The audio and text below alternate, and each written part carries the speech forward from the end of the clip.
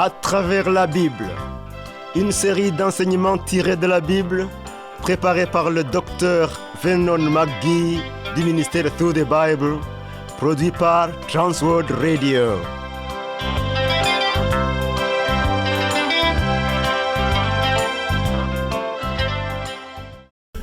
Grand Dieu, Dieu le Tout-Puissant, pour la sainte bataille, revêt-nous en Christ des armes de la lumière, dont de ton esprit. Emmanuel Mobitang est à la prise de son. Le Seigneur nous a éclairés. Dans cette grande bataille que nous menons dans ce monde, sans lui, nous ne pouvons rien faire. Devant la puissance infernale de Satan, que peut l'être humain si Dieu n'est avec lui? Cessons d'être présomptueux. Prenons notre place dans le Seigneur et laissons-nous guider par sa main puissante. Si au cours de cette méditation tu as été interpellé ou marqué particulièrement par un fait ou par une parole, rends-nous ton témoignage. Appelle ou écris. Nous avons vu dans les précédents programmes les 4 termes, les 4 mots qu'il faut comprendre quand on veut sérieusement étudier la Bible pour être béni et profiter de ses bienfaits. En premier, il y a le mot révélation. Dieu s'est révélé. Savoir que le Dieu de l'univers n'a pas abandonné l'homme à ses fins. Il s'est révélé à lui par sa parole, par l'action du Saint-Esprit. C'est la révélation. C'est la révélation. 2, il a inspiré sous le contrôle du Saint-Esprit les hommes, prophètes et apôtres, pour que l'homme soit en contact avec lui par sa parole authentique. C'est ce que nous appelons l'inspiration. Le Saint-Esprit a pénétré des vies, a inspiré. 3, le Saint-Esprit éclaire notre esprit, nous définit de manière exacte les mots, les paroles dites par Dieu pour notre épanouissement. Puisque l'homme vient de Dieu et le Seigneur nous veut joyeux et vivants, quand nous comprenons à fond sa parole, nous sommes heureux et bénis. Cette action du Saint-Esprit qui envoie la lumière, qui explique la parole de Dieu, c'est ce que nous appelons l'illumination. L'illumination, l'éclairage. Ces 3 actions sont les œuvres du Seigneur qui cherche l'homme pour le sauver du mal et l'amener à la vie. Maintenant, quelle est la part de l'homme dans la compréhension, dans la possession de la Bible, la parole de Dieu? Il appartient à l'homme d'interpréter à son tour la parole de Dieu selon ce qu'il a compris exactement. Amis, pour mieux interpréter la parole de Dieu, voici ce qu'il faut faire. 1. Il faut comprendre chaque texte de l'Écriture à la lumière de l'enseignement de toute la Bible, comme nous avons vu. Évite de te limiter à un seul verset isolé, car ce que le Saint-Esprit a dit dans un passage qui semble flou ne va jamais contredire ce qu'il a enseigné dans plusieurs passages. Ne te fonde pas sur un seul verset. Considère la position de la Bible sur tout le sujet en question.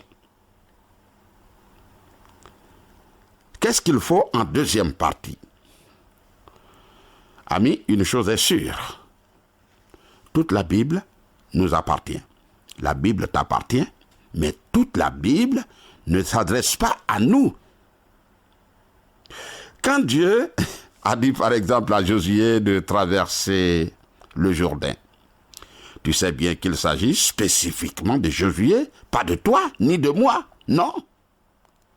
Tu n'iras pas en Orient pour traverser le fleuve le Jourdain. Bien sûr, tu peux en tirer une leçon spirituelle pour l'appliquer à ta vie. Ça, d'accord. Troisièmement, il faut comprendre un verset à la lumière de son contexte, c'est-à-dire à la lumière de l'ensemble du texte auquel il est tiré. Ne l'isole jamais pour le commenter lui seul. Par exemple, quand Paul dit en 1 Corinthiens 6, verset 12, « Tout m'est permis, tout m'est permis ». Le contexte, c'est-à-dire l'ensemble du texte, parle uniquement de la nourriture, pas d'autres domaines, pas d'autres choses. Quatrième, il faut savoir s'il y a un texte de base qui traite le sujet en question. Il faut s'appuyer sur le texte original, le texte de base de la Bible. Et tu peux consulter les commentaires bibliques qui peuvent expliquer le sens des expressions qui sont difficiles ou vagues dans ta langue. En cinquième position, si le sens naturel est possible, nous devons interpréter littéralement la Bible. Si le sens naturel est possible. Nous devons comprendre un texte dans son sens non littéral lorsque le sens littéral est impossible ou à cause de son contexte ou d'autres passages qui traitent le même sujet ou encore à cause d'autres vérités fondamentales de la parole de Dieu. On ne peut pas se jeter sur la Bible et l'interpréter comme bon nous semble, de grâce. Ce serait une très grosse erreur. Tu vois, quand tu achètes un appareil, avant de l'utiliser, tu lis attentivement le mode d'emploi, d'abord, avant de le faire fonctionner, même si l'utilisation urge. De même que quand nous achetons un médicament à la pharmacie, on lit d'abord la posologie, les indications données pour l'utiliser. De même, il nous est très utile d'apprendre comment aborder la Bible pour une meilleure utilisation. Négliger cela, c'est aller à la dérive. Pour bien le faire, il faut commencer par la prière. Il faut prier. La Bible, c'est la parole de Dieu. Il faut que Dieu inspire. Ouvre ton esprit. 2, lire la Bible. 3, l'étudier. 4, la méditer. 5, lire les livres sur la Bible, tels le commentaire biblique, avoir le dictionnaire et d'autres livres. 6, obéir à la Bible. Et 7, communiquer à d'autres ce qu'on a appris. Voilà ce qu'il faut faire pour bénéficier véritablement de la Bible. Il faut commencer par la prière. Parce que, comme je l'ai dit, si la Bible ne contenait que des pensées humaines, l'homme n'a pas besoin de prier pour la lire. On la comprendra en tant qu'homme, mais la Bible contient les paroles de Dieu, le Dieu de l'univers. C'est la révélation de Dieu. Dieu nous a donné sa parole. Il s'est révélé à travers sa parole. C'est pourquoi l'homme naturel ne peut pas la comprendre, fût-il un grand savant. Pourquoi? Parce que c'est spirituellement qu'on peut la comprendre et non intellectuellement. Si donc Dieu ne vient pas ouvrir les yeux de ton cœur et n'éclaire pas ton intelligence humaine, jamais, jamais, tu ne pourras la comprendre. Jamais. C'est pourquoi il faut prier pour lui demander d'ouvrir notre intelligence et notre cœur pour comprendre. Comme le psalmiste l'a fait, disons-lui, « Seigneur, ouvre mes yeux pour que je contemple les merveilles de ta loi. » Psaume 119, verset 18. Ami, si le Seigneur n'intervient pas, jamais tu ne pourras comprendre les profondeurs de sa parole. Tu ne verras que humainement. L'apôtre Paul a prié dans ce sens pour des chrétiens, principalement ceux d'Éphèse, afin que Dieu illumine leur cœur, que Dieu éclaire leur cœur en leur accordant un esprit de sagesse et de révélation dans sa connaissance, et qu'il illumine les yeux de leur cœur pour qu'ils comprennent les profondeurs des choses de Dieu et en bénéficient. C'est écrit en Éphésiens chapitre 1, versets 17 et 18. Amis, prions les uns pour les autres à cet effet. C'est tellement important. Si tu veux comprendre la Bible, il faut demander au Saint-Esprit d'ouvrir ton intelligence et d'éclairer ton cœur. Après cette prière adressée à Dieu, le deuxième pas à faire, c'est de lire maintenant la Bible.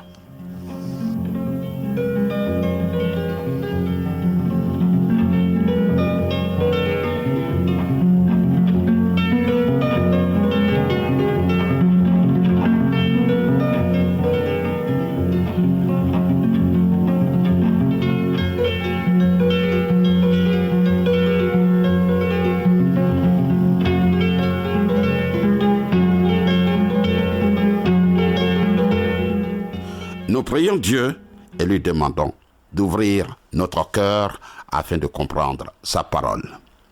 Et le deuxième pas après la prière, c'est de lire maintenant la Bible. Le deuxième conseil peut paraître très simple. Mais lorsqu'on veut comprendre un ouvrage important, un livre qui est écrit, qui est important, si nous voulons vraiment comprendre le livre, la première démarche qu'on entreprend, la première chose à faire, c'est de lire le livre, de lire cet ouvrage. Le docteur Campbell Morgan a écrit de merveilleux commentaires sur chaque livre de la Bible. Or, cet homme raconte qu'il n'a jamais rien écrit sur un livre biblique sans l'avoir lu en entier au moins 50 fois. Pourquoi? Parce que le fondement de toute étude d'un livre est tout simplement de le lire et de le relire sans cesse, car à chaque fois que tu le lis, à chaque fois, on le comprend mieux. À chaque fois que tu lis un livre, tu le comprends mieux encore. Tu vois, le livre de Néhémie rapporte un incident très intéressant. Il est dit, « Alors tout le peuple s'assembla comme un seul homme sur la place qui est devant la porte des eaux. Ils dirent à Esdras, le scribe, d'apporter le livre de la loi de Moïse prescrite par l'Éternel à Israël.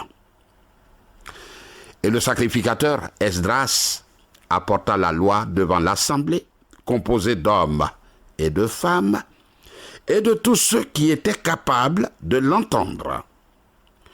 C'était le premier jour du 7e mois. Esdras lut dans le livre depuis le matin jusqu'au milieu du jour, sur la place qui est devant la porte des eaux, en présence des hommes et de femmes et de ceux qui étaient capables de l'entendre. Tout le peuple fut attentif à la lecture du livre de la loi. Néhémie, chapitre 8, versets 1 à 3. Tu vois, les Juifs s'étaient trouvés en exil en Babylone pendant 70 ans. Pendant ce temps, la majorité d'entre eux n'avaient eu aucun contact avec la parole de Dieu, dont il existait sans doute seulement que quelques rares exemplaires. Une des copies se trouva en la possession d'Esdras, et il la fit lire devant le peuple revenu de l'exil. Il a dit: Josué, Bani, Chérébia, Jamin, Akoub, Shabetaï, Odija, Maïséja, Kelita, Azaria, Josabad, Hanan, Pélaja et les Lévites expliquaient la loi au peuple et chacun restait à sa place. Ils lisaient distinctement dans le livre de la loi de Dieu et ils en donnaient le sens pour faire comprendre ce qu'ils avaient lu. C'est écrit en Néhémie chapitre 8, versets 7 et 8 précisément. Tu vois, c'est une liste de gens très importants. C'est pourquoi j'ai dû citer toutes ces personnes. Ces gens prenaient le soin d'expliquer la parole de Dieu. Ils expliquaient la parole de Dieu à tous ceux qui étaient là. Ces enseignants sont cités parce qu'ils interprétaient convenablement la parole de Dieu au peuple. Les gens certainement leur posaient des questions pertinentes et calmement, ils prenaient le temps de les situer sur le contexte. Il les éclairait sur l'importance de toute la loi et pourquoi Dieu a donné chacune de ces lois. Ces enseignants sélectionnés connaissaient parfaitement la loi et pouvaient à juste titre l'interpréter, l'enseigner. Les anciens disent que la plus belle femme ne peut donner que ce qu'elle a. L'esprit les soutenait et le peuple était tellement motivé qu'il est resté là. Il est resté là, debout, en train de les écouter. Ces hommes donnaient à fond ce qu'ils possédaient, la connaissance des saintes Écritures. Ainsi, non seulement Esdras et les scribes lisaient dans la parole de Dieu, mais ils en expliquaient le sens.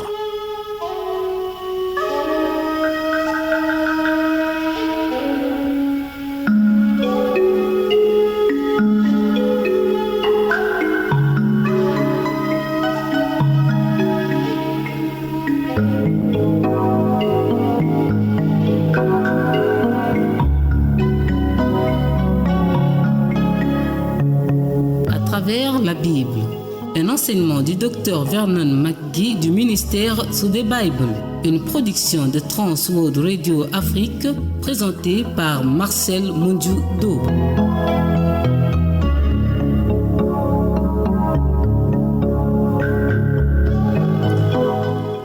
Aujourd'hui, même dans certaines églises, l'attention est détournée de la parole de Dieu elle-même vers bien d'autres choses. Nous avons des comités, nous avons la musique, des loisirs, ainsi de suite. Dans certaines églises, on n'enseigne plus la parole de Dieu. Dans certaines églises, on n'enseigne plus la parole de Dieu de façon suivie et systématique.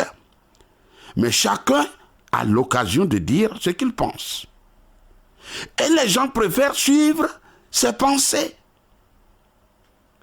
Or, si tout le monde ignore la parole de Dieu, si tout le monde ne connaît pas la parole de Dieu, ce que chacun veut dire n'a aucun intérêt. ayant à l'arrière-plan les recommandations de Paul à Timothée, qui sont des avertissements. Car, Paul dit, car il viendra un temps où les hommes ne supporteront pas la saine doctrine, mais ayant la démangeaison d'entendre des choses agréables, ils se donneront une foule de docteurs selon leurs propres désirs, détourneront l'oreille de la vérité et se tourneront vers des fables. C'est écrit en 2 Timothée 4, versets 3 et 4. Amis, nous sommes arrivés à l'époque où des auditeurs orientent et transforment leurs prédicateurs pour ne dire que ce qu'ils aiment entendre. Pour certains, si le prédicateur ne se soumet pas et ne veut pas quitter la communauté, alors ces gens abandonnent l'assemblée et s'en vont ailleurs où on prêche selon leurs désirs. Paul demande qu'on prêche la Bible elle-même. Il faut prêcher la Bible, la parole de Dieu elle-même. Rien d'autre ne doit être enseigné que la Bible seule. On ne doit pas choisir un seul verset pour fonder son enseignement, mais prendre le contexte, l'ensemble de ce qui est dit. Il faut prêcher la parole dans son intégrité. Évitons de caresser agréablement les oreilles de ceux qui désirent ardemment être caressés. Sache que certains viennent uniquement pour entendre et non pas pour apprendre. Ces gens veulent de la distraction et non un enseignement sérieux de la parole de Dieu. Amis, il faut connaître la parole de Dieu dans son ensemble et ne pas se contenter de quelques passages favoris. Voici le témoignage d'Amos Wills. Il a écrit ceci: « J'ai cru connaître ma Bible en lisant par-ci, par-là, un jour dans Jean, et le lendemain dans Matthieu, quelques passages de la Genèse ou d'Ésaïe, quelques psaumes, surtout le psaume 23, où il est dit « L'Éternel est mon berger, il me fait reposer dans de verts pâturages. Il me dirige vers des eaux paisibles, il restaure mon âme. Il me conduit dans les sentiers de la justice à cause de son nom. Quand je marche dans la vallée de l'ombre de la mort, je ne crains aucun mal, car tu es avec moi, etc. » Oh, je ne faisais que citer toutes ces paroles sans les placer dans leur contexte, c'est-à-dire sans les étudier à fond pour en profiter.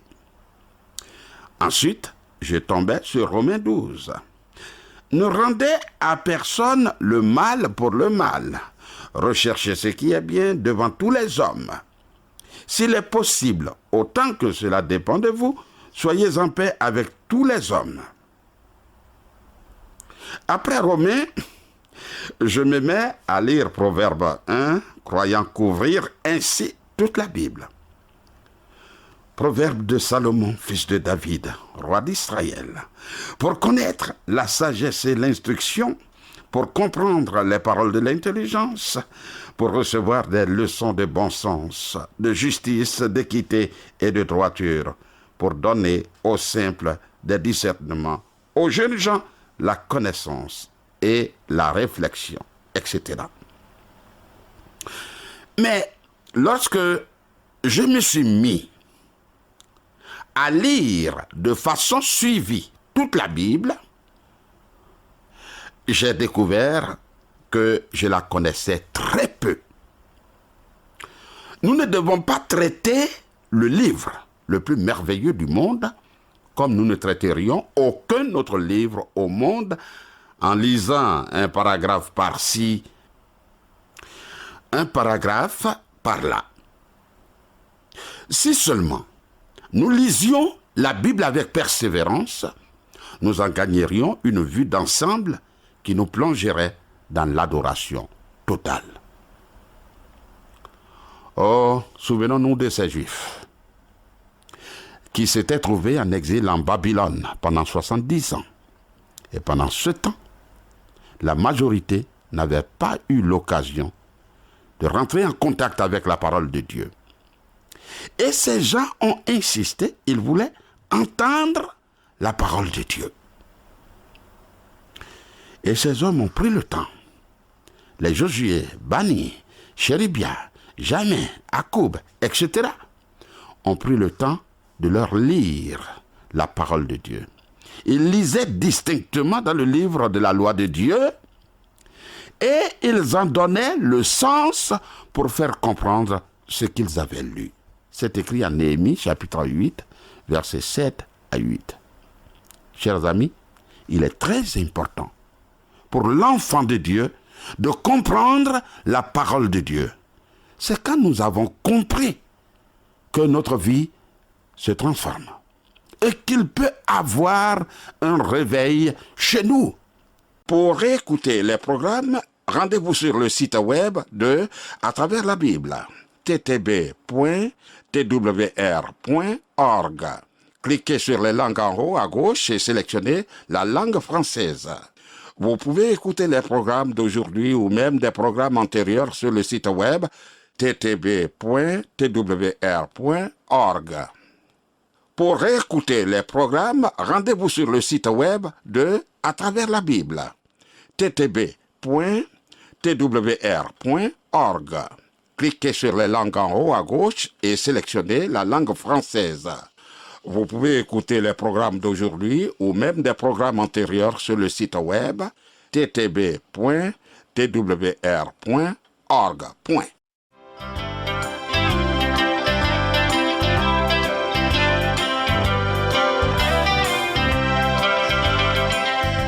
Vous venez de suivre le programme À travers la Bible, une série d'enseignements tirés de la Bible, préparée par le docteur Vernon McGee du ministère Through the Bible, une production de Transworld Radio. Visitez-nous à l'adresse suivante: Transworld Radio Burundi, Rohero, avenue de la JRR, numéro 27, Bujumbura. Vous pouvez aussi nous contacter via WhatsApp, SMS, appel au numéro 71 650 650. Email twrburundi@gmail.com. YouTube, Facebook, Twitter, TWR Burundi.